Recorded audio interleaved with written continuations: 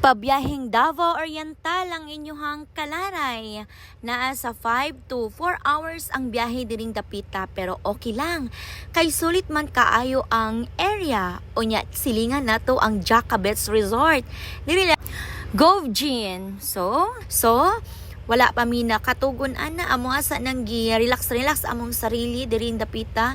Kining amo ang gianhian dinhi, amiga ni sa amiga nga amiga natong amiga gyud no.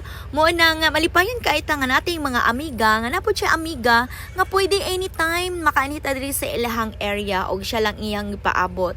Mo nang pagabuntag ana di gyud ta mo problema og pagkaon kay naa lang sa palibot sa atong panan-aw makakutlo na dayon tagkamunggay dinha og daghan kayog mga sahog. Og ang isa pa nga ato ang gianhi gyud dinhi, makatilaw ta og mga presko kaayong isda. So wala gyud tay problema ana kay pag mata pa lang nato daan dinha naa na joy nanuroy og isda. Og di basta-basta iyang mga isda ha, dagko gyud kaayo na siya. Pwede gyud kaayo og isa ka tibok pamilya mo ana di gyud mo kahurot ba.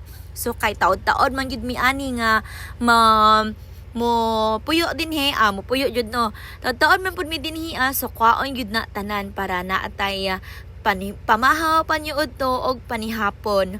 Munang dili jud kamahayan ang paglaag diring dapita kay lami makakaon jud mo og mga presko jud kaayong mga isda. Og sa tinuod lang naa jud makita jud nimo og naglibo gani si kuya kung asa niya ibitay ang iyahang timbangan kay base og nako maguba ang iyang timbangan sa ihang kadagko siya mga isda ba. Pero kay mga madiskarte man pud kaayo ang mga kaubanan namo kitag pangitan jud pamaagi nga asay masayon.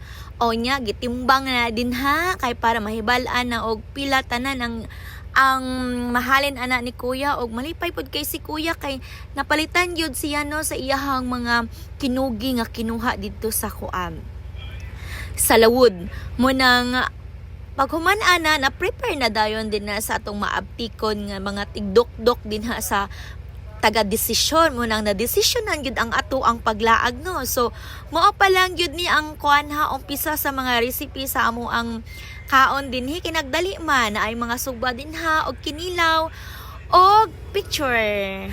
Busog na og ready na tanga mo langoy next episode.